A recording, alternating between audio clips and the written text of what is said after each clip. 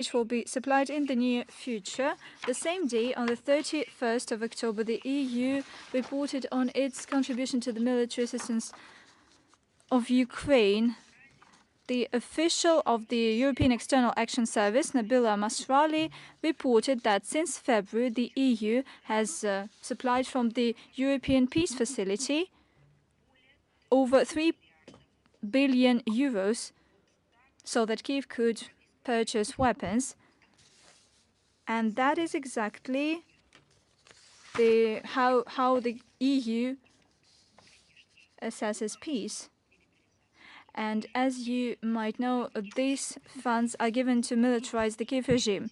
Authorities and business communities in the US, the UK, Canada, and the EU ignore the interests of their citizens. They fund and arm the Nazi regime in Kyiv, and they capitalize on billion-worth contracts for the weapon supplies. This protracts the conflict, exacerbates the economic situation in Western countries, and liberal democratic regimes propose to their citizens to tighten the belts, as they say it, in order to live through the repercussions of anti-Russian sanctions that they invented, but also to fund the militarization of Kyiv and to supply and support the Ukrainian economy. They did it initially, and now they are saying to tighten the scarves because it's getting colder. Let me remind you that unlike a tightening of belts, tightening of scarves could have some unpredictable repercussions. Another form of Western support to Ukraine is the supplies of foreign mercenaries to take part in military hostilities.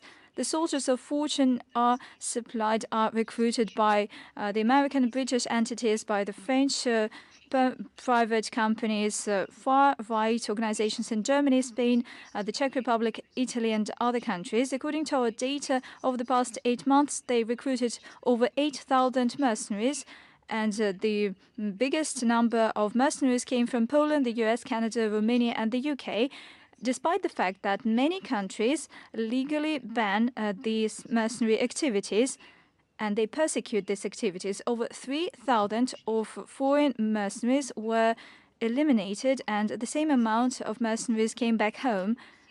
Such assistance by the West, including large-scale supplies of weaponry and mercenaries, training of Ukrainian fighters, and funding of the Kyiv regime, only protracts military hostilities, increasing their involvement in the developments in Ukraine, and reinforce their status as a party to the conflict. Many facts of inadmissible ways of hostilities by the armed forces of Ukraine, military crimes against of Ukrainian groups, and Western support by the Kyiv regime reinforces the need to address our tasks to alleviate the security threats. And as our leadership said, these tasks will be implemented. So this concerns to the peace and war. During the conference of the IAEA, the Secretary of Energy of the US called to stop interaction with Russian companies that supply nuclear technologies and fuels for nuclear power plant. When we draw your attention to what is happening around the Zaporozhye nuclear power plant, in this absurd logic and spirit, we are told that we are shelling ourselves when we call the whole international community to resort to the tools of the international organizations and their own capabilities to realize and to prevent the disaster that could happen after the nuclear blackmail by the Kyiv regime. And nobody pays heed to our calls. At the same time, they could use the platform of this conference in order to discuss Russian calls in this regard. Instead of it, they do exactly the contrary thing, the opposite thing. The US tells everyone that when it comes to peaceful use of nuclear energy, everybody else should not cooperate with Russia, and not only are we talking about scientific arguments? But this is a political call. Such statements are made by senior officials of the US, not for the first time. And this is nothing new. It has nothing to do with the current situation that started developing right now. And it is not anything new for the 2022. The US officials made their statements way before that. In April 2020, the US adopted a strategy on restoring their leadership in the global nuclear energy, and it already raised an issue on squeezing Russia and China from the nuclear markets by using political methods. And currently, Madam Granholm just hides behind this special operation to achieve the same goal that was set previously, a couple of years ago. In 2020, this task was set in the doctrinal document of the United States. It has been developed for quite some time, and it took more than a month or more than 6 months. And here we're talking about manipulating time and space. The rationale behind such actions are quite clear. Washington was a leader in nuclear energy, and this is testified by the number of nuclear energy units that were designed by the US and the number of nuclear power plants worldwide. But that is a thing of the past. Currently, the US is one of the outsiders. They lost their production and the engineering school. Given the task to decarbonize the nuclear sector, the White House decided to restore the nuclear sector, and naturally this requires funding. And in order to get this profit on funding, they need to have some time. At the same time, there are no firm guarantees for the return of funds. However, fair play is nothing that the US is supporting. It contradicts the spirit of the US exclusivity. I have an advice for those who want to develop peaceful use of nuclear energy in the United States and cannot find funds. You can just calculate how many funds of the US taxpayers went for the support of the neo-Nazi regime. It's not millions, it's billions. Tens of billions of dollars. And to this sum, you can add all those billions which were officially voiced in the White House and the State Department were spent for changing the Ukrainian regime, which actually led to an active confrontation and then in this situation. So you'll receive a huge amount of money, which could be enough for the United States to make their peaceful use of nuclear energy revive and become a progressive one. And taking into account that they had not done so and they have chosen another way, so now they want to be the first. So someone will benefit from contracts in order to destabilize the situation in the world. And someone will use political instruments to settle scores with its competitors using blackmailing, pressure, in accordance with approaches of the US hegemony. Then they will not have other choice rather than to use the new technologies of the construction of the nuclear power station Fukushima, and everybody remembers what happened at the end. And if they do not succeed, as it was with the last campaign on revival the energy sphere initiated by Bush, we can talk a lot about new technologies and big prospects. But in fact, they do nothing but only deter the development of nuclear energy and destroy other elements. And for no one to interfere this small talk, the states who are building nuclear power stations, they can close the entry to any events carried out by the United States And all those who want to meet the Russian experts beyond the territory of the United States, they have already received a recommendation as a call not to have relations with Russia. So how the United States acted with the Russian delegation who wanted to come to this forum? They just didn't grant visa to Russian specialists. It has become a norm which use any pretexts and any means in order to maintain the economic control in all spheres where possible. Russia advocates equal access to peaceful use of nuclear weapons, and we are greatly concerned by politicization of this sphere by the collective West. We are the huge supplier of commercial nuclear technologies on international markets. We want to develop our international cooperation in nuclear technologies and fuel, focusing on interaction with the states who are guided with sense and national interests. We are ready for equal cooperation. We do not recognize the U.S. hegemony, and we do not want to use this blackmailing against our competitors as Washington does. We are very competitive, and everybody knows this very well. Norway, we paid attention on the level of combat on the increase of the level of combat readiness launched by Norway on the 1st of November. It would not bother us except for one aspect. This unprecedented step is described by the Russian actions, which led to the most dangerous situation. No, it was not us. It was your steps. You are collective West.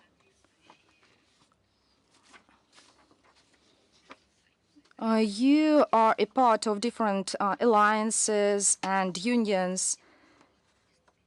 This is you who destabilized the situation on the European continent and has been doing so for many years.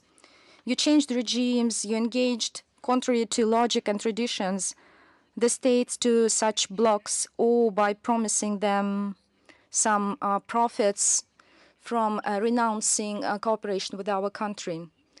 This is your actions which led to the current situation.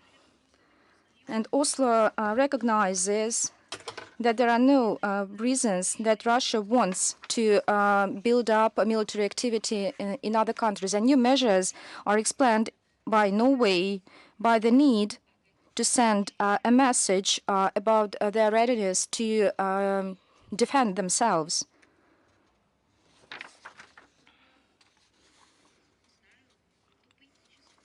So it deserves some poetic comparison, such approaches. We need to state that aggravation of this threat from the East and all these fantasies concerning our country and what it does, this is used by the Norwegian army in order to hide their own actions and to justify their huge spending for military purposes.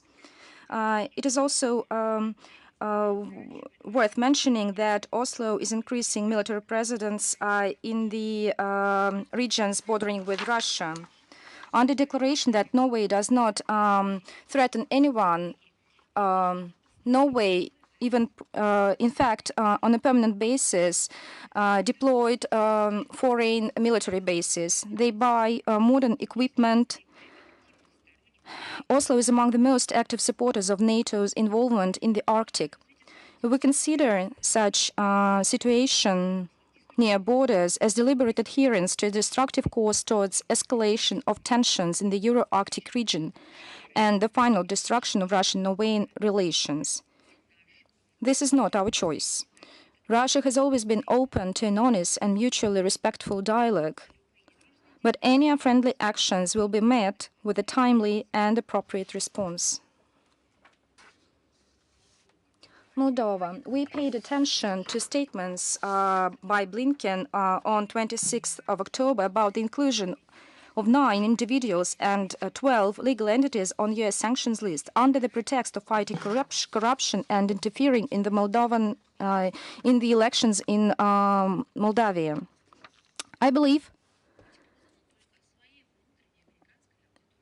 that these allegations can be sold to their own citizens who does not know anything about its political architecture.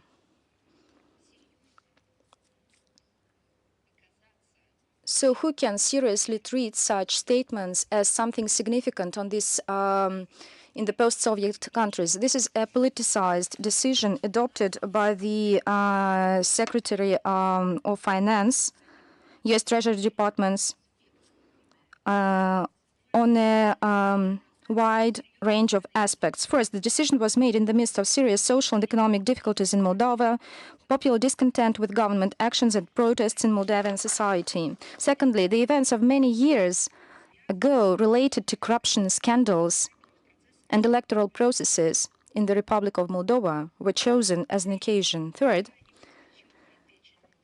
the list of new people on the sanctions list looks extremely contradictory. On the one hand, it includes people and companies that work to strengthen Russian-Moldovan relations. On the other hand, it includes, for example, Hitnyuk. It's a fugitive Moldovan oligarch and politician who took anti-Russian position and acted, and which is important, in the interests of the United States. This is once again another project of Guaido, when a man did not appear to be unwanted.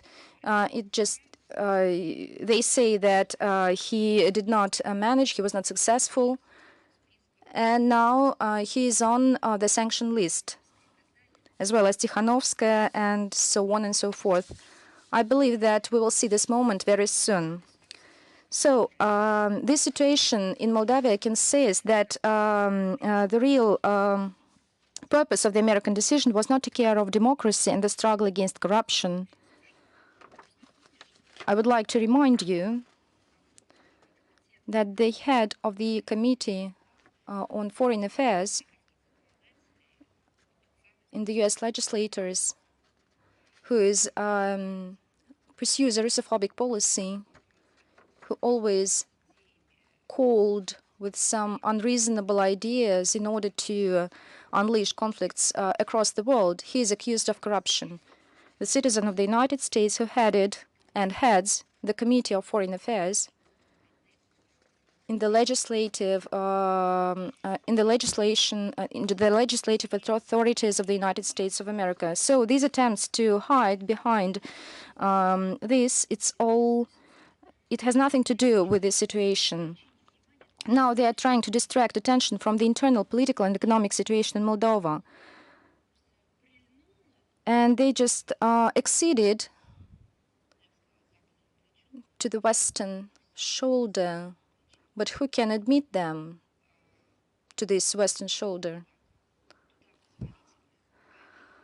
We need to save representatives of the Moldavian leadership who associated their policy with the policy of the West, and in fact it completely failed. Another pretext is settling scores with the unwanted representatives of the local opposition to stir up anti-Russian sentiments in the Moldovan society. Some lessons can also be learned from this situation. If now the U.S. imposed sanctions against Platanyuk, who I mentioned some years ago was their political favorite. So as for the present Moldovan leadership, does it have any guarantees that they won't be the next in the same sanctions lists? Now they receive support from Washington, but the same support Pakhatnyuk received from Washington, from the same Washington. So the current Moldovan leaders may find themselves in the same situation. So everyone convinces himself that that this situation won't happen with him, and something goes wrong.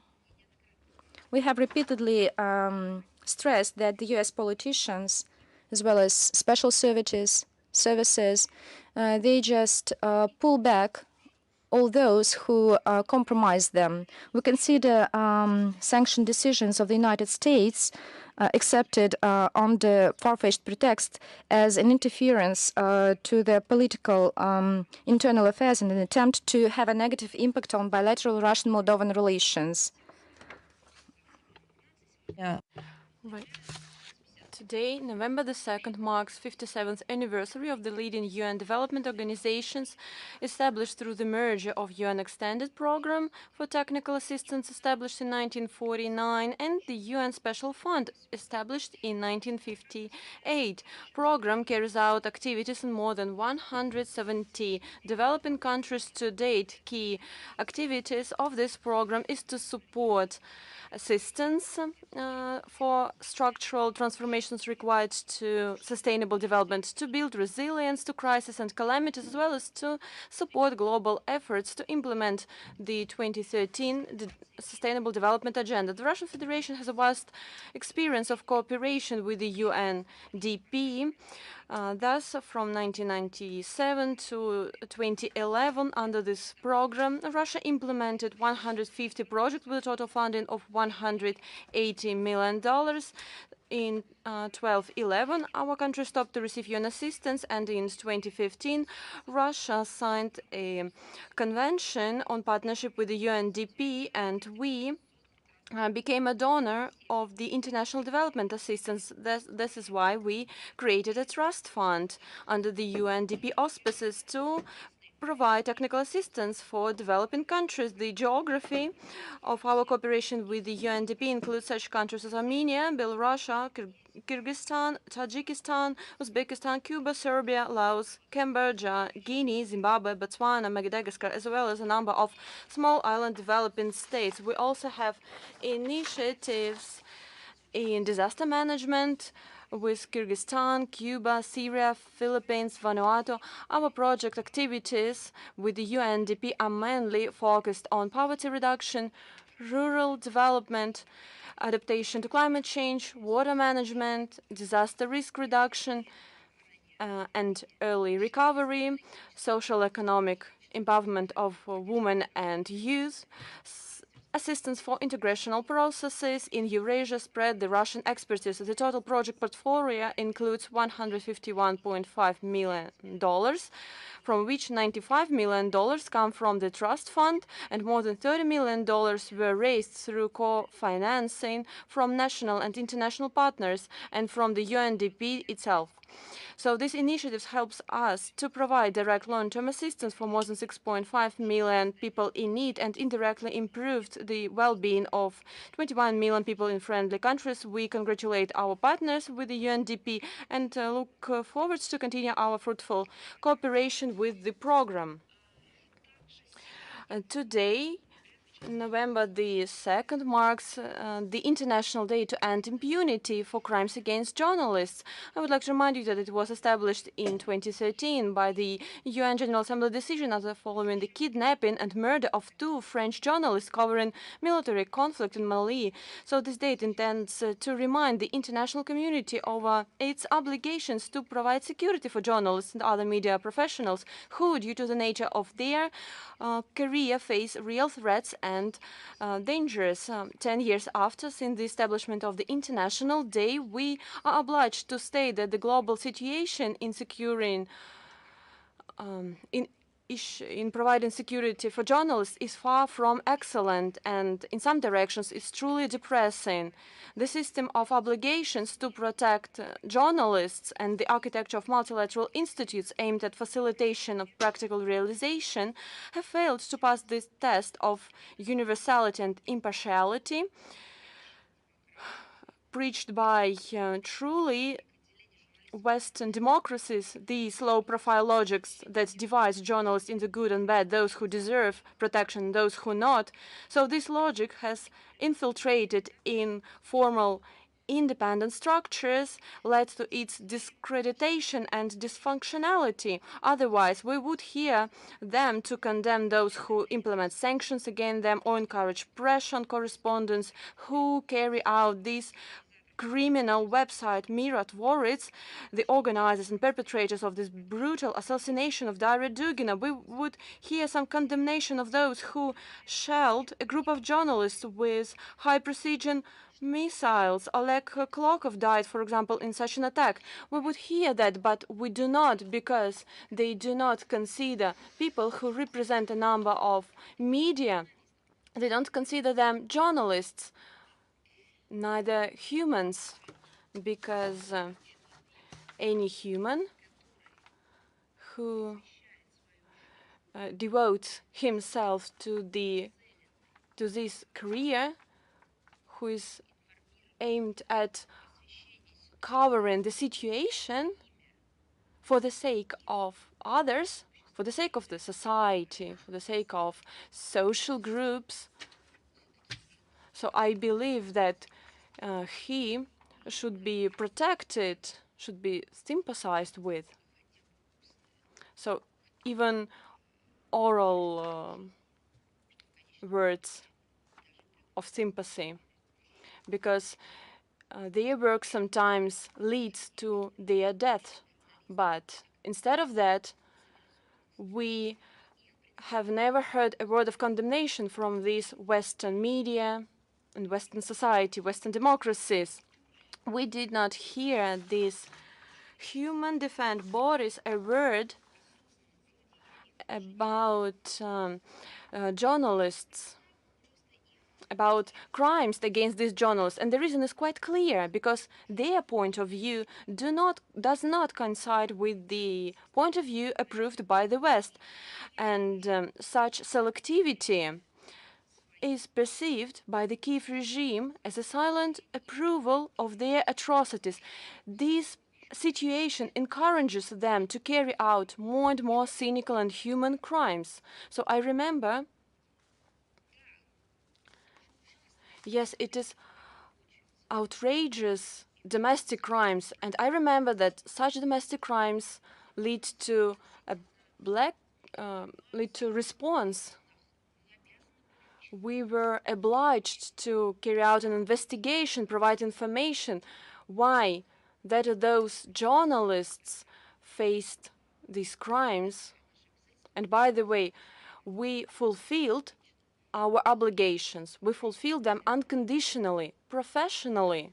Please tell me why right now there are so many people, so many journalists, representatives of traditional and new media.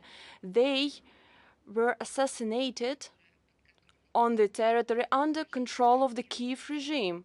Please tell me, do they need any assistance, any protection? Why the OSCE, who cares about Russia even after our withdrawal, why these structures, bodies, do not want to tell something about these crimes? And they have special structures, special bodies carrying out these type of issues.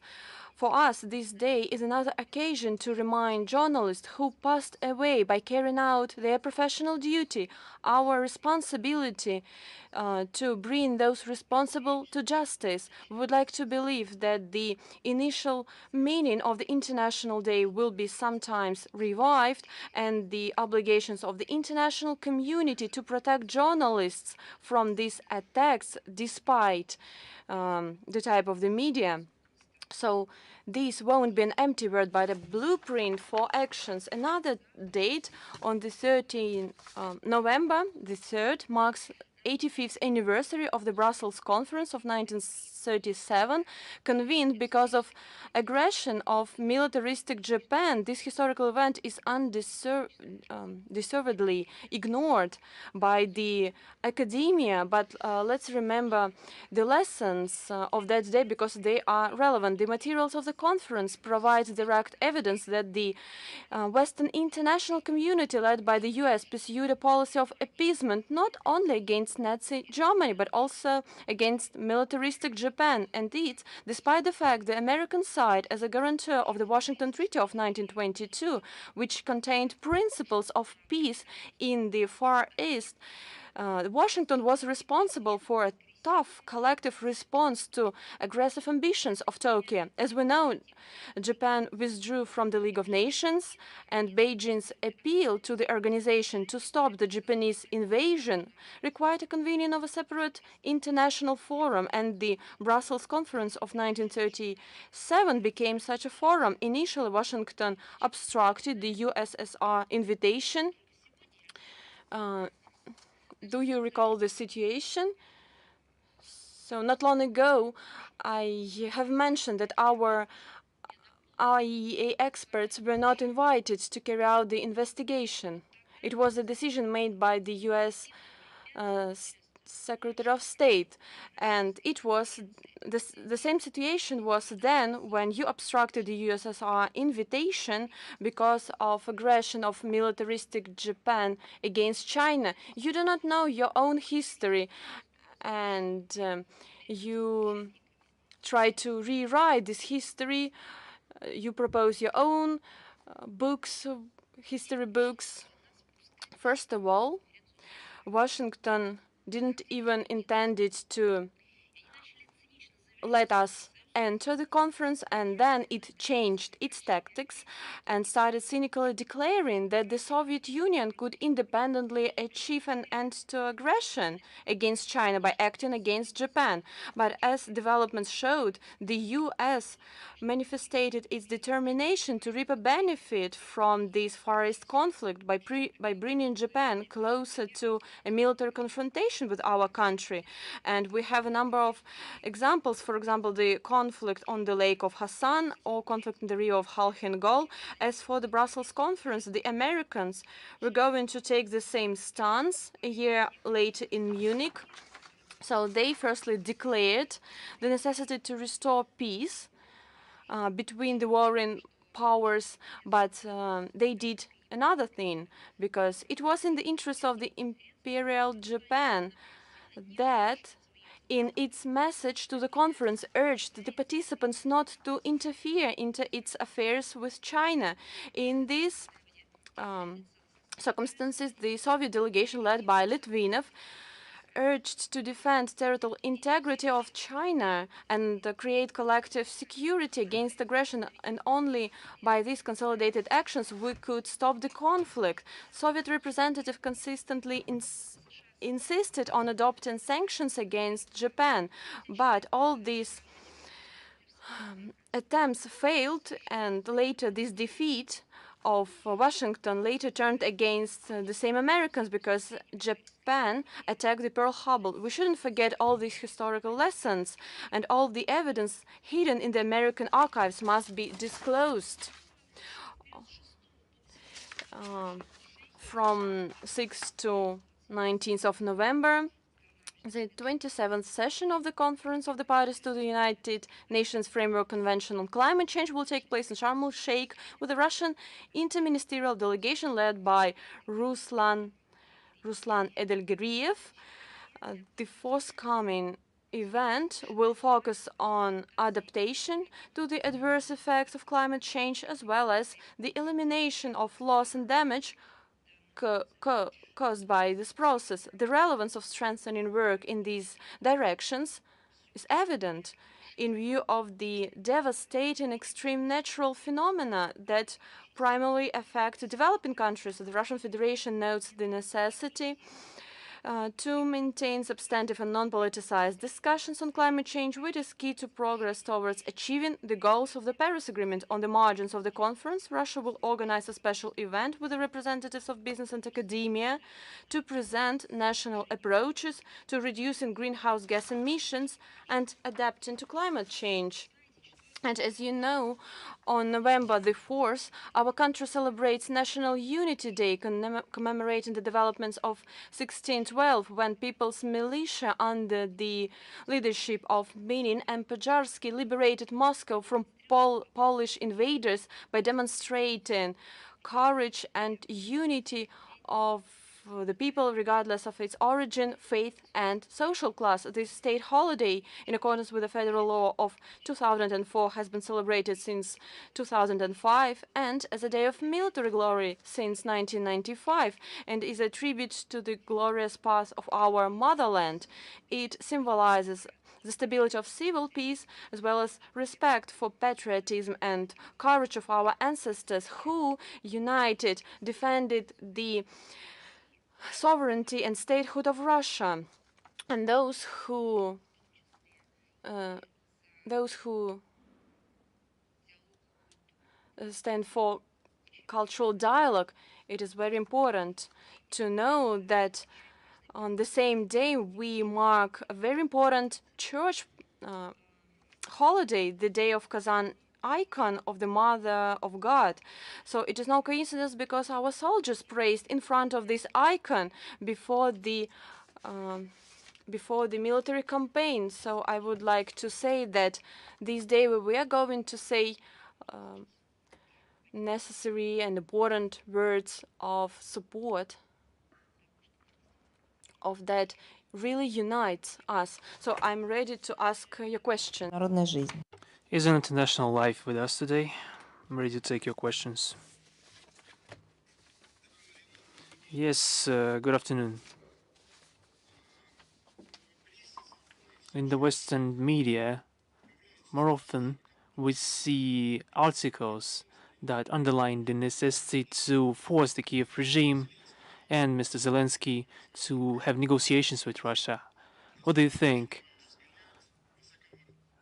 What is the probability that Zelensky will be forced to negotiate with Russia?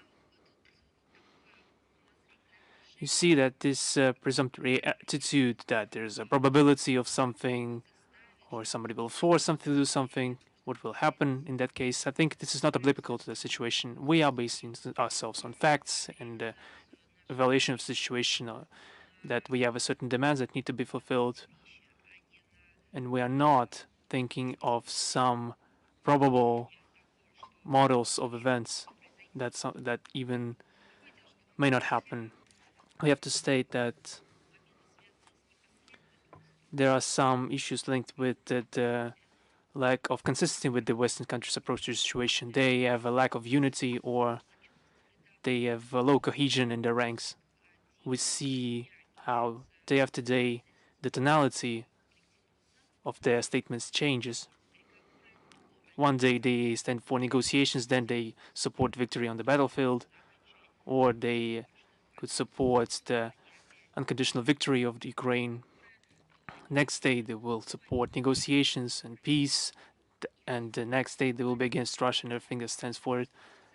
Then we will base our opinion on the goals and tasks that has been determined by the leadership of our country. We will base ourselves on facts, and will be open to any negotiations, any contacts, and we will never close the door for them. You already know that our experts maintain dialogue in even in the most adverse situations with all stakeholders that have the desire to hold negotiations. But with that, we are founding our position on our national interests in the current situation.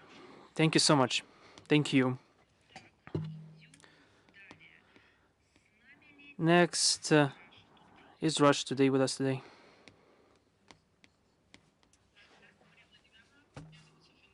Yes, good afternoon. We have a following question.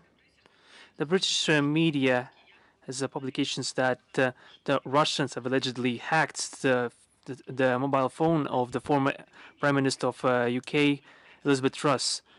How should we treat such statements? When they will become more creative, or will Russia be able to help British colleagues and think of new characters other than our Russian intelligence and to justify such accusations? This has become a meme, really. We have studied the strategy in the UK in that regard. The statements and answers to the questions on the part of their officials and their endless manipulation of those leaks through the same British tabloids. That's their strategy. There's been a huge amount of fake news articles appearing in the United Kingdom's press. There is a lot of rumors, maybe some true information mixed in with it, but this all appeared in the British media. It started a chain reaction of turmoil. They started to tie it in with other information and to stop it or to reject this information. You need a very simple thing. You need Elizabeth Truss in her official capacity, which she used to have, judging by the situation when the British media stayed as the ground zero of the event, as they say, returning to her capacity in that moment, she should just remember the exact situation and tell it how it was. Is there anything simpler than that? Second, there needs to be a reaction on the part of the British government. They have a Council of Ministers, they have a press service, they have speakers. This is an occasion to go public and state something, not as a leak that has no value. It only confirms this endless information manipulation, but just to be honest and state how it is, really. All questions have been formulated already. Was there a hacking attempt? Were there any messages that have been mentioned in the tabloids? Or some other nuances that have been mentioned? That's it. Then there will be no speculation, there will be no fake news, everything will be clear and logical. Why this has not been done yet on the British side? This only confirms that they have something to hide. Unfortunately, or fortunately, everything is very simple. If you have no other questions, then we proceed further. Do we have Vedomosti with us today?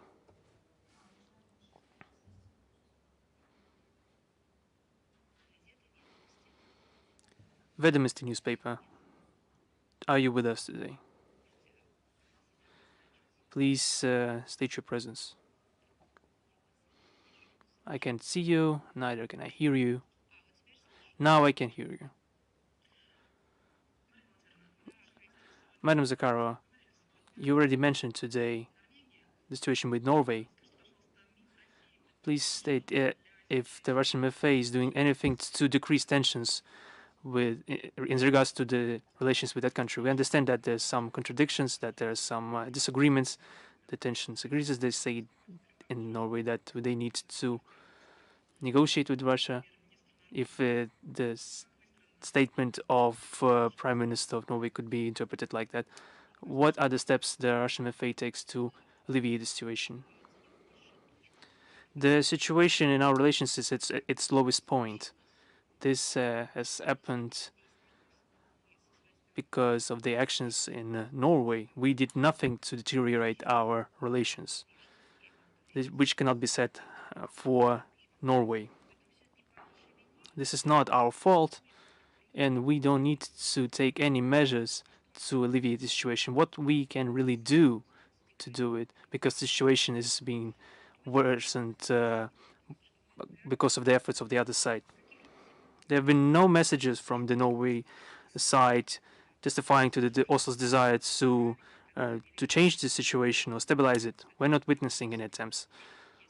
On the contrary, and I've already mentioned it today, that Norwegian authorities have unleashed an anti-Russian campaign which targets the Russian tourists detained in the country. Currently, 3 tourists have been detained, and our diplomatic missions are interacting with them and are controlling the questions of their defense. We have commented on Norway's efforts to increase military presence in its territory, especially near the border with Russia. We have mentioned it and provided facts today. This is another destructive step in that direction on the part of Norway. It is what it is, so that's how I would formulate it. If that's all, we are going further. Is CNN News India with us today?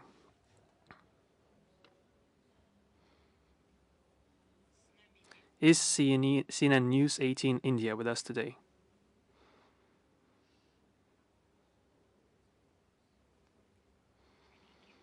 Your colleagues?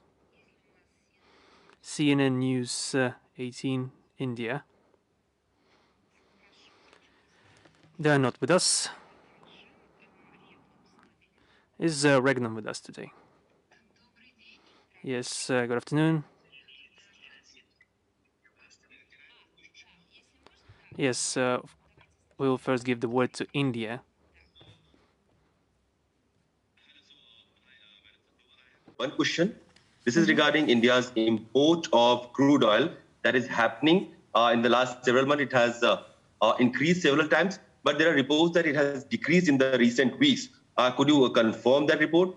And also about this annual meet that happens between India and Russia, where Indian Prime Minister Modi is supposed to go to Moscow this time.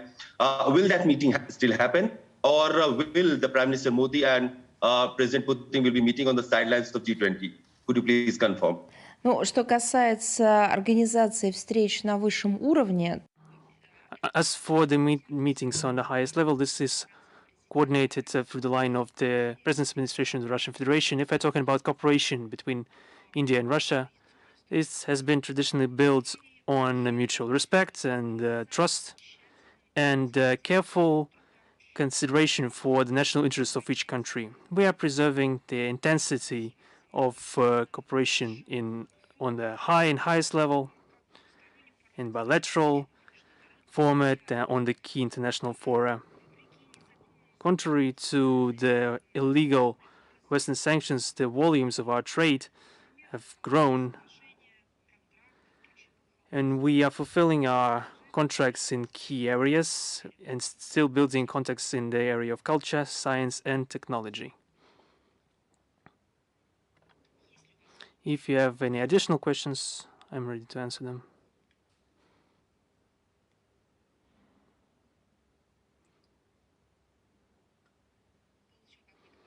You had one more question, I think.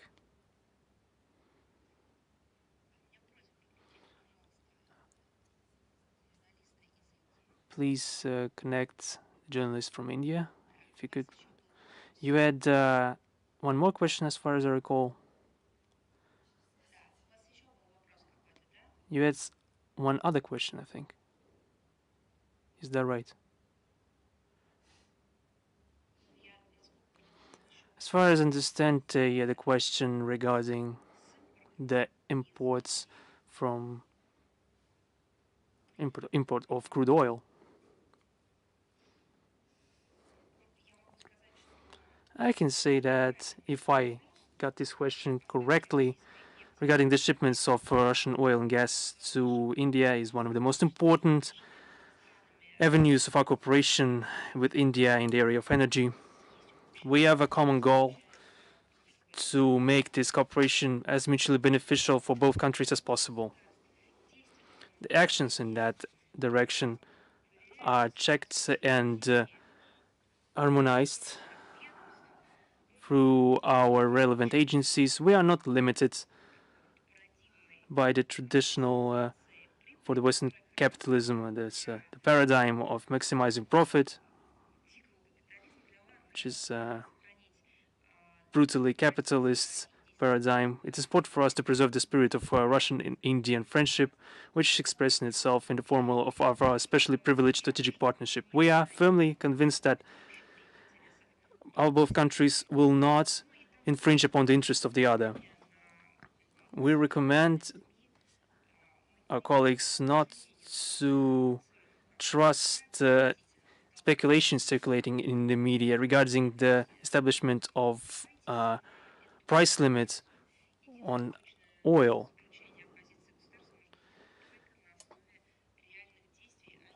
clear statement regarding this or that state's positions could be made based on its real actions.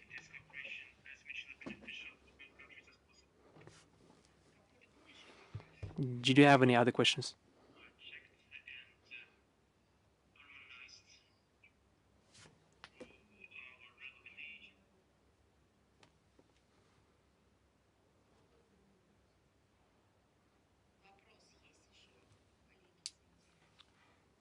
Colleagues from India, do you have any other questions? Very well. I thought I heard him asking a question.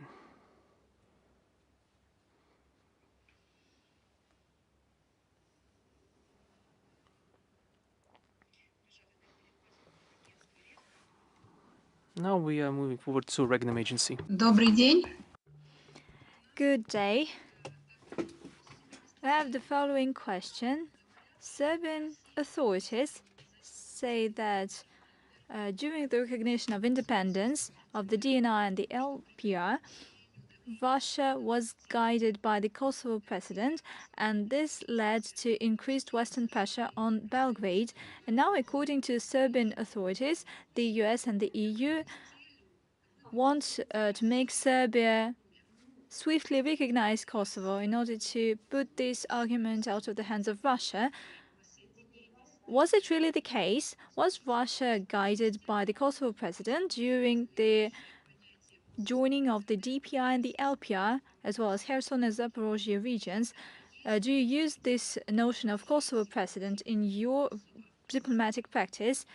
And does this situation around Kosovo has any similarity with these new Russian regions?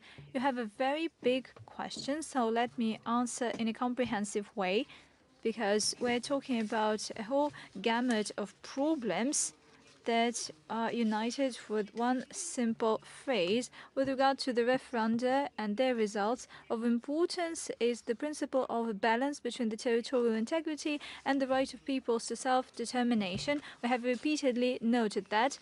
Let us consider that the right to self-determination, just like any other international rights, were enshrined in Article 1 of the UN Charter. It was reaffirmed in Article 1 of the 1966 Covenant on Civil and Political Rights, as well as Article 1 of the 1966 Covenant on Economic, Social and Cultural Rights. The Declaration of the Principles of International Law that has to do with diplomatic relations and cooperation between states in line with the UN Charter. And let me remind you, we are talking about the document of 1970. This document highlights the principle of sovereign equality of states that includes inviolability of territorial integrity and political independence, as well as equality and self-determination of peoples. At the same time, the declaration highlights that during interpretation, the application of the basic principles of international law, one should be guided by the fact that they are interconnected, and every principle should be considered in light of other principles. If we talk about this in more simple words, this is not a buffet where a person just does the cherry picking and he chooses what he pleases to choose, and he doesn't pick what he doesn't want to. That is not the case. These are all interconnected things. When it comes to the balance between the principle of territorial integrity and the right to self-determination, it raises a lot of debate and issues, and this matter has been addressed in the 1970 declaration in the following way.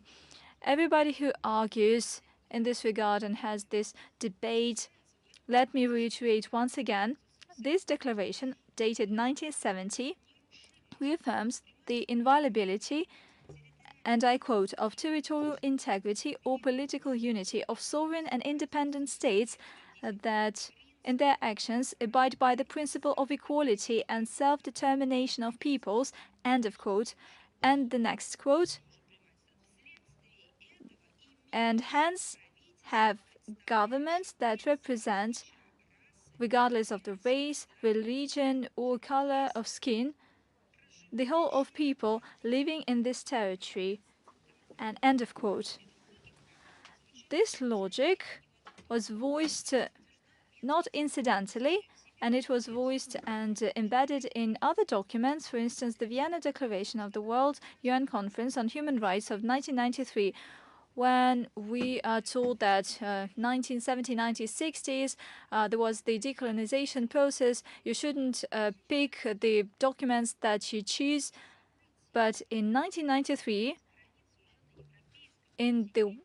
on the verge of these events that had nothing to do with decolonization processes in the European space, there was this decision of the Vienna Declaration of the UN Conference on Human Rights, and it emphasized that the states that claim to defend the principle of territorial integrity and political unity should have, and I quote, a government that represents the interests of the whole people in its territory without any difference, end of quote. Clearly, now let's get back to the situation around Ukraine. Who could be considered such kind of government in Kiev? Who is representing the whole of the Ukrainian people without any separation and division? The only thing they were doing is, for many years, highlighting the difference between people on various grounds. They were segregating people, that's one thing. And second thing, who could be considered a national government that represents the whole of people? This should be decided during the election if we're talking about a democracy, and that is the kind of a political order that is enshrined in the relevant documents of Ukraine. And in this case, the government came to power as a result of a coup d'etat, and it was funded and supported in military terms by the country's external countries. And this government represents not the people of Ukraine in all its diversity. These governments represent the interests of foreign countries, companies, governments, firms, companies, and everything else that did not meet the interests of meet the principles of the international law. Let me emphasize once again, instead of representing the interests of people, if we're talking about 2014, since 2014, these people have been engaged in war against their own population, and this has turned into the stage of a military conflict, and the authorities after 2014 have been implementing military means against their own people, as well as economic suffocation. The mentioned declaration of 1970 emphasizes, and I quote, the creation of a sovereign and independent state, a free joining to an independent state, or joining of it and association with it, or establishing any other political status that is freely determined by the people, is a form of carrying out by these people of the right to self-determination. End of quote. Now let's move on to the qualification of referenda in line with the Constitution of Ukraine. It has no influence whatsoever on their qualification under the international law. Let us wait till Regnum joins us once again. I can hear you and I can see you. So once again, let me highlight that the qualification of referenda in line with the legislation and the Constitution of Ukraine, it has no link whatsoever to the qualification under international law. The practice shows that the implementation of this right of people to self-determination by separation and joining with other states due to objective reasons cannot be carried out in line with national legislation, and it has the relevant wordings in the international law. It was reaffirmed by the International Court of Justice, the accordance with the international law of the Unilateral Declaration of Independence in respect to Kosovo. That is an advisory opinion, and according to it, the common international law does not have a ban that would be applicable to declarations on independence. End of quote. With regard to Kosovo, we make reference to the decisions, to the international legal decisions that were adopted by international legal bodies. And that is the matter. The Kosovo incident gave rise to a number of international legal notions, and we make reference to these notions, to these definitions. It is not confined to a single case. They give a general paradigm, a general description that has to do with other cases. At the same time, with regard to the memorandum that was presented to the court by the US stated there that the Declaration of Independence may and basically often violate the international law. However, it doesn't mean that a violation of the international law took place. The UK, in its memorandum, highlighted that, in general, the international law does not ban exit or separation. It does not guarantee integrity of the preceding state from internal movements that lead to division or independence that is supported by the relevant peoples. End of quote. So this is not a private opinion by British or American politicians. It was not a slip of the tongue by Biden or Truss. And in this case, everybody says, well, you understand that how we can make reference to their words, you understand their state. Here, we're talking about the position of a state within the international legal process.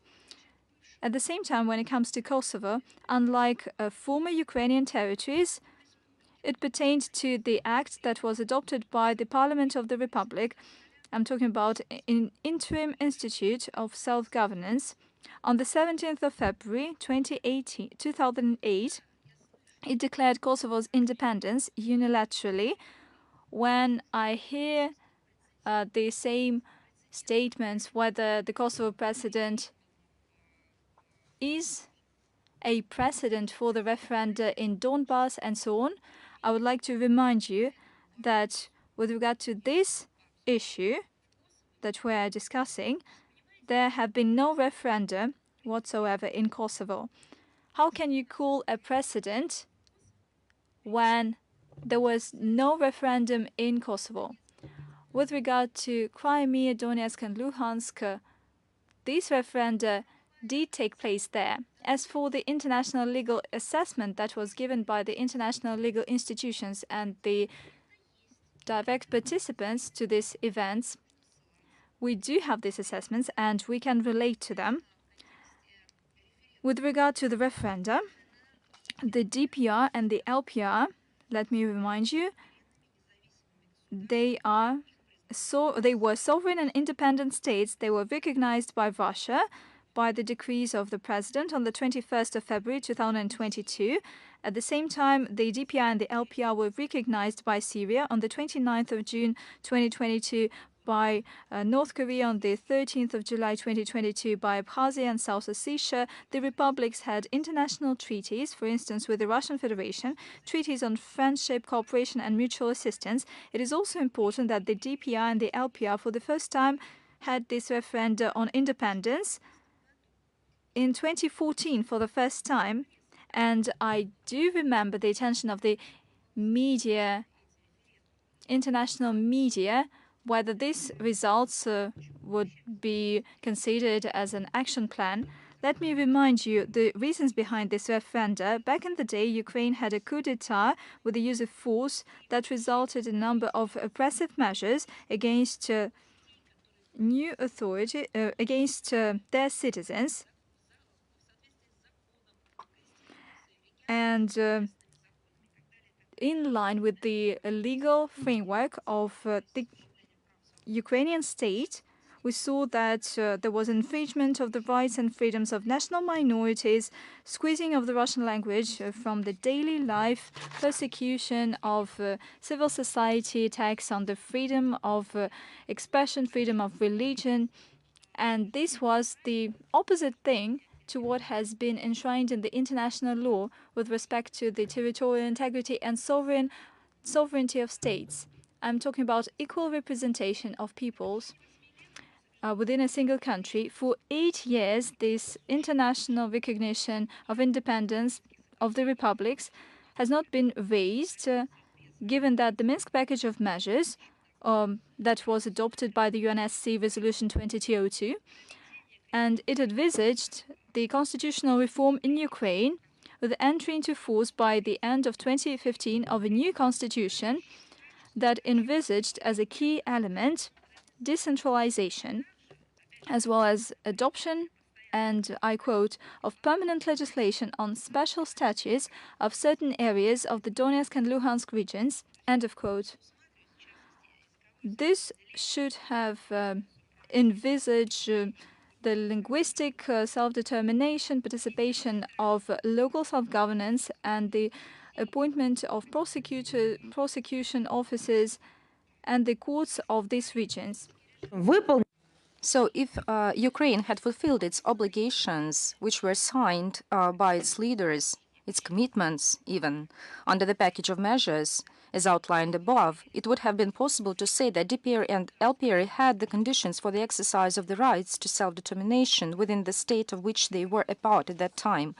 But that did not happen due to Kiev's sabotage of the package of measures and the course taken by the Kiev regime to suppress the rights of the residents of Donbas by force. And when they say that it's all our assessment, it's not true. Ukraine's top leadership made no secret of the lack of even an intention to adhere to the Minsk agreements. The former president, Poroshenko, repeatedly stated that he had authorized the signing of this package of measures with the only purpose of buying time to strengthen the country's army. So you can have a look at the Poroshenko's interview with the Polish newspaper Gazeta Wyborcza, published on February 15, 2020. So this is a person who was there. He was an active party who elaborated these agreements and who signed these agreements. The tragic context is also the fact that the Kiev regime, with the approval of the West, established a blockade of Donbas, stopped the payment of pensions and social benefits, made it impossible to conduct normal economic activities, and prevented the delivery of humanitarian aid, which created unbearable living conditions for the population, incompatible with the exercise of the right to self-determination within one country, with Kiev. Similarly, in 2022, the population of the Zaporozhye and Kherson regions was also deprived of any prospect of self-determination within Ukraine as a result of incessant forceful measures taken against them by Kiev. So they could not enjoy their basic rights, including the right to life, inside Ukraine. As you know, the questions at the referendums in Zaporozhye and Kherson regions were articulated as follows. Are you in favor of the succession of Zaporozhye-Kherson region from Ukraine and the formation of Zaporozhye-Kherson region as an independent state and its incorporation into the Russian Federation as an entity of the Russian Federation? Thus, the respective subject on the basis of referendum and further on, using its sovereign right, initiates this initiative to be a part of the Russian Federation. So don't believe these simple words, these formulations. The West countries like such formulas, such injected stories in order to simplify its own manipulations. That's the international legal part. If we talk about tweets or memes, some funny pictures, we can simplify everything up to such an absurd. And then it will be no surprising that this leads to such kind of problems. So further on. So is channel Respublika Moldova, Publica TV with us?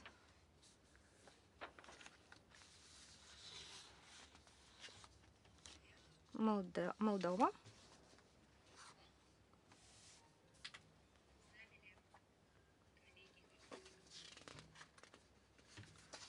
Do we have Moldovan channel?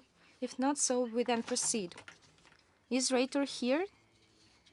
Yes. Good afternoon, Madam Zakharova.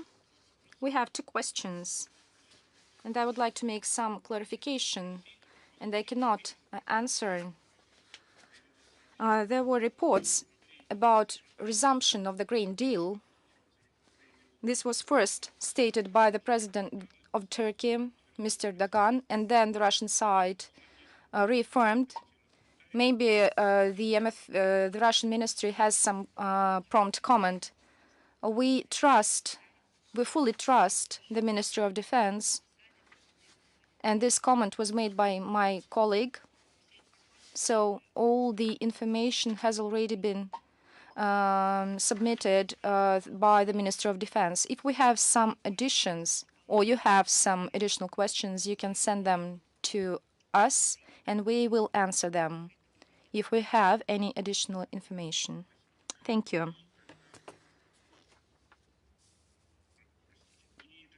And then some other issues. You've started your briefing by stating about the call of the British ambassador to the MFA of Russia. So my question concerns this. I refer to accusations of Britain of attacks on Nord Streams. So apart from this call of ambassador, does Russia prepare some further measures in respect of Great Britain? And what will they consist of? And as for the proofs, many officials were asked, maybe you know any proofs that Great Britain was involved in these emergencies or terrorist acts, as they are called in Russia. Will these proofs be presented to the public? You have many questions, so if I don't answer all of them, please remind me of them. Of course, no doubts. The involvement of the British Secret Services in the terrorist attack on the Black Sea Fleet base in Sevastopol on October 29 this year and the sabotage of the northern streams will not go unanswered. We talked about this in the Security Council as well as in the public. So the British ambassador will be called to the Russian ministry. And I can answer you that the basic documents that will be handed over to the British side, the public will know them. Let me follow. I'm not talking about formalities, but a kind of procedural issues. So as soon as this meeting, one ambassador is here in the ministry, so we will share the information with you. It will be published on our website and in social media. By the way, we also mentioned the reaction of the British Defense Ministry did not go unnoticed. They try to deny responsibility, taking into account, it's very strange, taking into account the numerous facts confirming the direct involvement of British specialists, and they know in advance answers to all questions. The fact that this was an attack, so nobody has doubts in it. This fact is confirmed. It is fixed, taking into account that the British and the that this region has a lot of equipment, including drones, satellites, and some other equipment within this area. So they know very well. So, and they do not deny the fact of this attack. They talked about that they have nothing to do with it. They are not involved in this. Maybe we can be interested, they can be interested in what facts we possess. So they compromise themselves by this prompt statement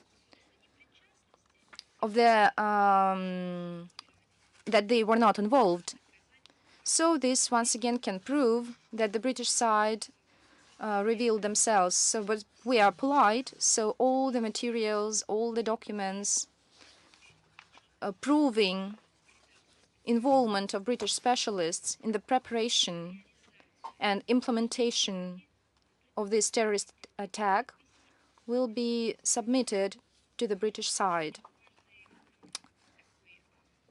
Another important moment is that, as you know, many asked, the so-called terrorist act, or as you call it, terrorist act, this is a zone of where the humanitarian operation is realized, even if it was a commercial program or just a civil infrastructure. And in this case, even this is an attack with the use of these means qualified this way, because deliberate destruction of civilian infrastructure is qualified this way. So the situation is even worse here, because it's the zone where the humanitarian operation is implemented, which the whole community monitors. And so we were outraged. We were even outraged by, and our representative to the UN, Mr. Nibenza, that the lack of any reaction, the UN reaction to this attack, we need to remember this. It's not just a civil infrastructure. It's not commercial cargoes. This is a humanitarian mission. It's a humanitarian operation the West insisted on, including London and Great Britain. So we provided our guarantees to secure this deal. So we secured it from our side. And armed forces of Ukraine, by attacking with the use of the relevant equipment, made everything to destroy, unless they failed, to destroy the whole chain,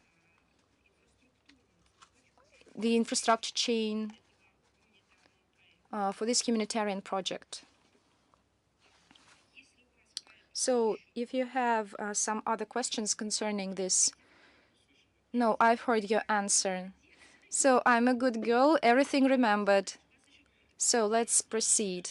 So you have another question. The last question does not concern the grain deal. It does not concern the situation in Ukraine. It is about elections that took place yesterday to Knesset, where the former party, the party of the former minister Netanyahu wins. And the question is that on the eve of elections, many mass media in Israel, first of all, with reference to their own resources, said a lot that after the elections, and in case of victory of Likud, the position of Israel can be changed and can become more pro-Ukrainian. In particular, they mentioned that Israel can deliver lethal weapons to Ukraine, and not just the humanitarian component as it is now. Does the Ministry of Foreign Affairs make a comment on this? Are there any concerns that this can be that Israel can start such a policy? Of course, the Israeli mass media have their own sources, and you also use all the sources that are available, without seeing no secret allusions about open or closed sources. You can have a look. You can analyze what was stated by the current Israeli leadership. You make reference to some Israeli mass media saying that their position can become more pro-Ukrainian or less pro-Ukrainian. It doesn't matter. But I would like to draw your attention that the current leadership of Israel said that they have the only position, and that it is a pro-Western and pro-American position. So that is why I think we should not find any sources, unidentified sources. We'll just base on what is said in open space that they associated themselves with the Western and American line concerning this policy. I believe that this is their own affair, but in my opinion, the leaders of Israel, it would be beneficial for them to develop cooperations with Russia, which they have done for many years in many spheres. And of course, to listen to the Russian arguments concerning Ukraine, because everything that was the cause that laid in the causes of the conflict in Ukraine has a legal dimension, especially which is so sensitive to Ukraine. This is revival of neo-Nazism, nationalist, inhumane ideology, which is revived. I don't see anything that can obstruct to perceiving our position on the part of Israel. This position is in line with all that Israel has been advocating as a state and as a community. So, in my opinion, this goes in line with the national interests of Israel itself. I mean, they share our views. Unfortunately, many of this is not perceived as it should be. As for elections, yes, on the 1st of November there were held elections. As we see, the official results will be stated not later than the 9th of November. So the government will be formed. I don't think that we need to anticipate the results of these elections by any official comments or other analytics. We believe that the new government will pursue the policy on developing multifaceted cooperation with Russia, which has been demonstrated for many years. As for us, we are ready to this. As for Ukraine, I have just made a comment on it, and our arguments is not only an emotional position. It's not just historical and exclusively our memories. It's an international legal position, and so we defend it. And as for referenda, today I've stated all this in detail. So I believe that in general, our relations with Israel, they should not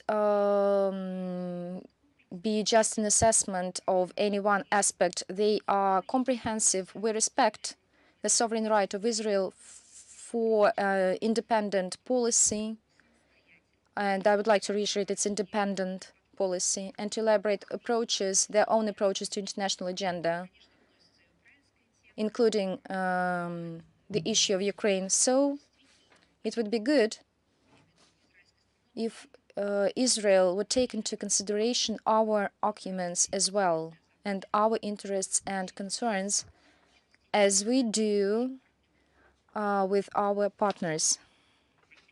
Thank you. Let's move to another topic. Do we have Russia сегодня, Russia today with us? Are you present? Good afternoon, Maria Vladimirovna.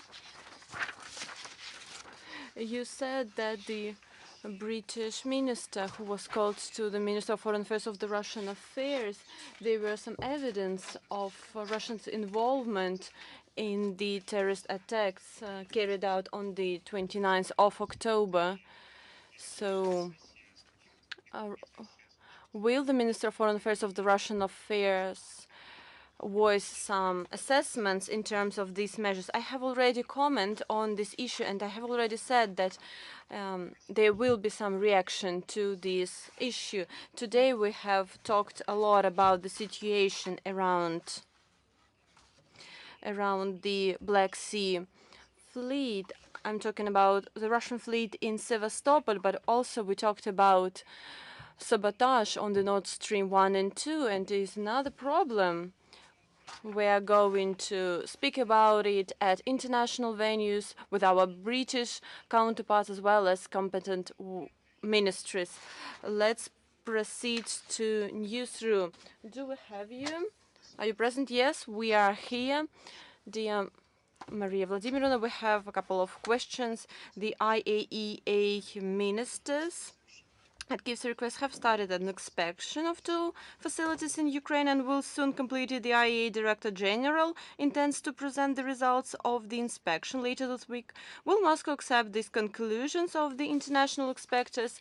Yes, we look forward to the IAEA investigation. We're going to examine this report, and it will be published, and only after that we will make our assessments and we will make a comment on it. So it is our tradition. First of all, we examine the materials and then we make our conclusions. But I would like to say that the nuclear terrorism from the Kiev regime is real and is dangerous. And my second question, following the meeting with the Russian President Vladimir Putin, the Armenian Prime Minister said that Yerevan is ready to establish interstate relations with Baku based on the principles proposed by Russia. What specific Russian proposals are in questions? And what is about the meeting in Sochi? What issues were discussed? Do we have any agreements reached there? Responding to your first question, I would like to note your attention to the Russian president's words made at the press conference following the trilateral summit in Sochi.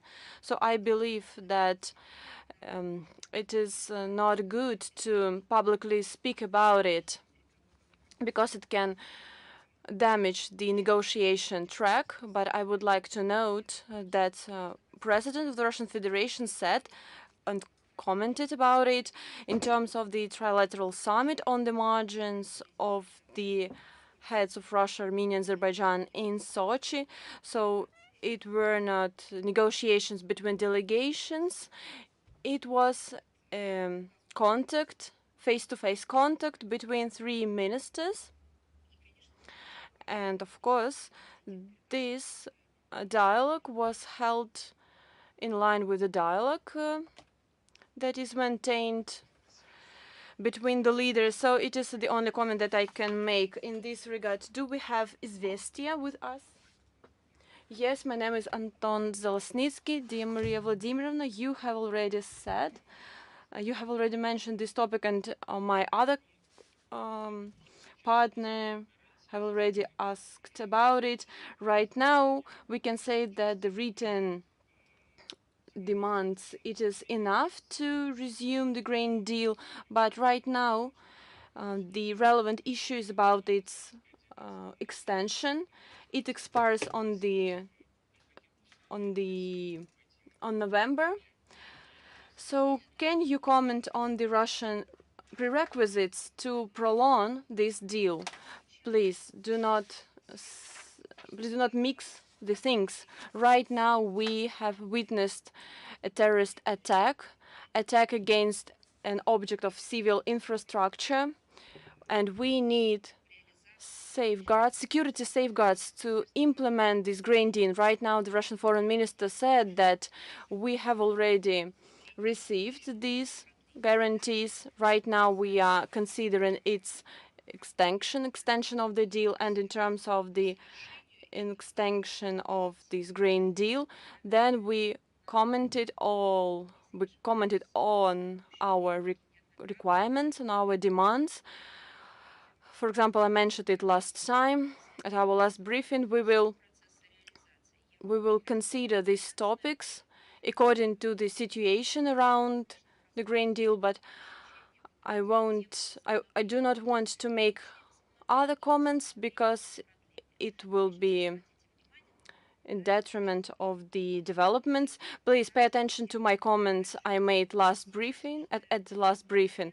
So I believe that right now it is not good to comment more on it because there are two different topics, and I do not want these kind of information to be present. Thank you a lot. Do we have the Republic of Moldova public TV with us? So no, I cannot see you. Let's move on. Then, do we have the China Media Corporation with us? Yes, we are here. We have the following question. The Russian leadership, as well as the Russian president, is ready to negotiate with Ukraine. I would like to quote him: "We're ready to talk with the West on reducing tension, but only if there are realistic proposals based on the equal approach."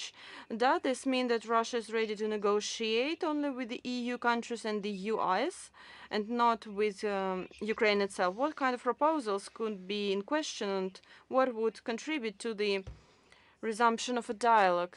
So I believe that you cannot see the statement made by Zelensky or made by the Kiev regime, because this statement has already converted into a federal law.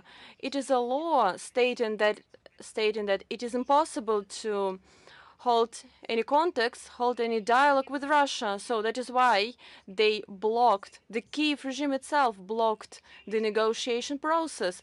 People said that they, by adopting a law, prohibit themselves to carry out any negotiations. So I urge you to address this question to the Kiev regime. It is up to them to answer this. So I would like to remind you one more time that the current crisis in the European security is a direct consequence of a complete lack of agreement of the collective West.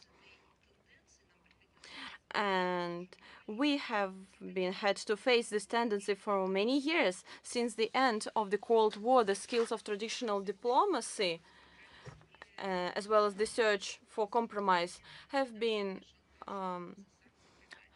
substituted by blackmail, intimidation. So instead of negotiations, they armed themselves with a disregard, this disgraceful attitude towards the views of others, unshakable conviction of their own exclusivity. So they have the rights to decide the world's fate and the world's future. And the culmination of this destructive line was the arrogant refusal of the Westerners to discuss our proposals on security guarantees announced by the Russian side at the end of 2021. And it was not coincidence. It happened because the US had withdrawn from the most agreements that ensured this stability and strategic security. And sometimes they withdrew it, doing it brutally. And we understand other issues. Diplomacy does not like a long vacuum. In the foreseeable future, the world will sit down at the negotiation table at traditional ways to work out new rules of coexistence based on mutual respect and equality in line with the UN principles. We have repeatedly stated that if everything wants the same thing, that is to avoid global catastrophe, great war, global war, and Russia, as you can see, Russia is trying to refrain from taking extreme measures. So we reiterate our readiness for dialogue, but at the same time defending our national security. So if everyone is for peace, for peaceful coexistence, then we need to hear each other, to understand each other, consider the interests and concerns of our partners, despite our preferences. And by the way, I would like to draw your attention on the 31st of October advisor to the head of the Ukrainian President Office, Podolyak, said, I would like to quote him: "Russia has lost the opportunity for peace talks with the civilized world. It has no option of going back to January 2022. The only option is a tribunal." So what he's talking about, which the civilized world, he's talking about the garden and jungles. Who is not civilized? China, India, Asia. who are not civilized in their point of view. So we are all representatives of world's nations, and these people, they are not civilized from their stance, but we have long-standing contact with them. So whom they call civilized people? These people who do not respect the agreements they themselves signed, that people who divide people into good and bad, these people who are corrupted and who are trying to corrupt the best values, the best traditions for the sake of their own interests, that people who carry out terrorist attacks against civil infrastructure. For example, what happened with the Nord Stream 1 and 2 and with the civil infrastructure in the Black Sea ports. So who are civilized people? That people whose regimes cracked down a number of states in the Middle East, in the region of the North Africa. These people can be considered civilized, but they shelled European countries. For example, Yugoslavia, they shelled it with bombs with uranium. Can they be civilized as? Can they be classified as civilized? They who damaged the fleas with migrants and refugees only because these refugees, only because these people disrupted the livelihoods of these poor countries from where migrants go. So we remember how they shelled, bombed another countries. Can we classify civilized people who fund the terrorist groups in the North Caucasus? These people who killed, murdered children, civilians living peacefully, but we do not believe that they are civilized nation. For us, civilized, they are people who adhere by legal norms. Norms are based on the mutual recognition, mutual respect, considering the interest of each other. For us, it is the civilization. They are people who do not betray others. The peak of civilized people, I believe that is the situation in Afghanistan when for 20 years they destroyed the country. Built um, they built drug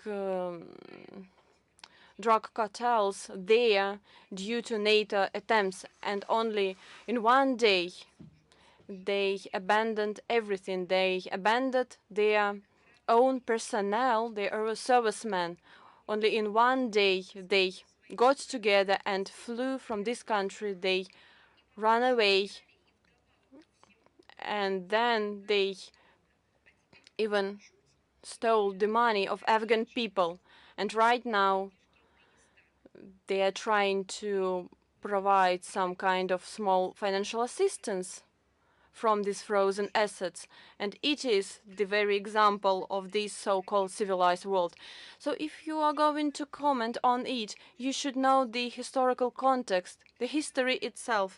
Even in February, Ukraine initiated the negotiation process and expressed its readiness for compromise until the Anglo-Saxon held it to withdraw from negotiations with Russia. In this regard, we're still waiting for the Kiev regime clear and unambiguous signals to resume the negotiation process, taking into account the new territorial realities and the situation on the ground.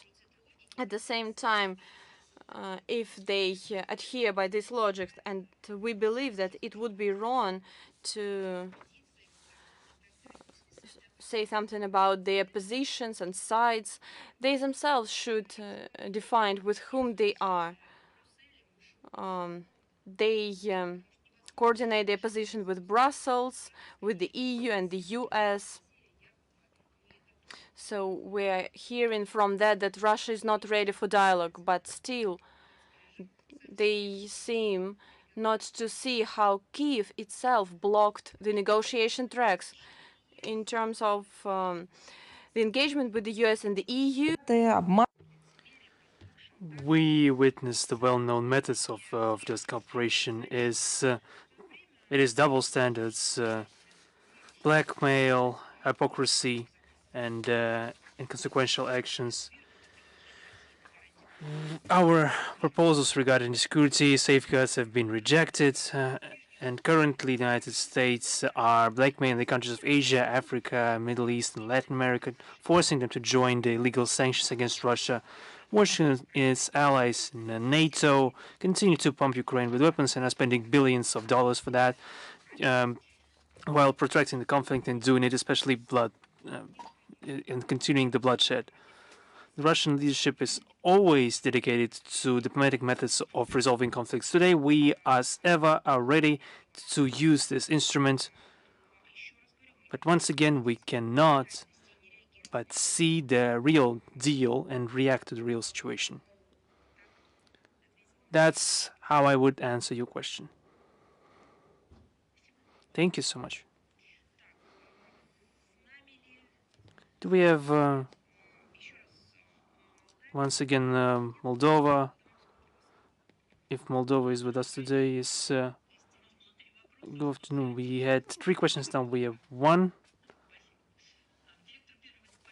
The First Asian Department Director, Mr. Zinoviev, said that situation in the Korean Peninsula is degrading. In Pyongyang, they said that the current affairs are leading to war and a nuclear war at that. Perhaps something has changed in 2 days. Could you comment on that?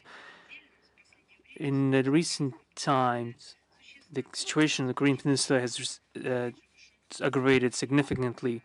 The reason for that is obvious. Washington's desire to force Pyongyang to unilaterally disarm itself using sanctions and provocations and use the strategic potential and resources of their allies in the Asia-Pacific region. On the 31st of October, the U.S. Air Force and the Republic of Korea Air Force have begun military drills using 240 aircraft, which is essentially a rehearsal of a mass strike against the DPRK territory. We think that sustainable peace in Northeast Asia could be achieved through creation of a system of multilateral, indivisible security with giving corresponding guarantees and safeguards to all stakeholders. And the known Russian and Chinese diplomatic initiatives are directed exactly to that end. Is Anadolu Agency with us today? Yes, good afternoon. We have 2 questions today. First question dealt with the frozen foreign assets of the Russian Federation. Please tell us, has Russia taken any steps to unfreeze those assets? First of all, I'd like to underline that we think this freezing of Russian assets abroad is as an illegitimate, illicit measure which violates all the norms of international law and business relations. We think such actions and such logic on the part of the West as infringement of on our sovereign property, and such steps of the collective West forced many countries to consider the real reliability of the US dollar and the euro as reserve currencies. There is also a question being raised about the appropriateness of the Western financial architecture for the stable international transactions. Any use of the funds of the Russian state without our consent will be characterized as theft and will cause an adequate response and will influence the sustainability of the world financial system. The Russian authorities are working on possible legal mechanisms regarding the situation. I cannot really delve into details, but I can tell you surely that the work is ongoing. My second question is about the situation between Azerbaijan and Armenia. How would you comment on the efforts taken in regards to the Zangezur corridor? which would link the main Azerbaijani lands. This situation discussed on the Sochi summit, and we think that this cooperation will be continued in the framework of the tripartite work group under the joint chairmanship of the vice prime ministers of both of the three countries, that has been determined in the statement of our three leaders of the countries. Yes, now we made the alliance of Russian communities.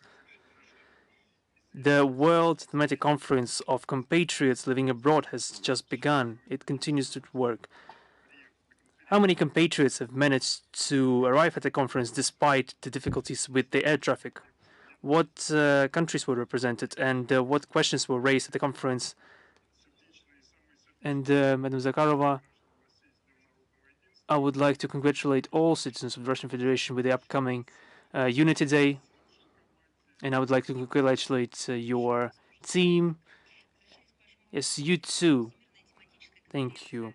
The World Thematic Conference of the Russian Foreign Diaspora, titled Economic Cooperation, Compatriots and Regions of Russia, Responding to the Challenges of Time, began yesterday.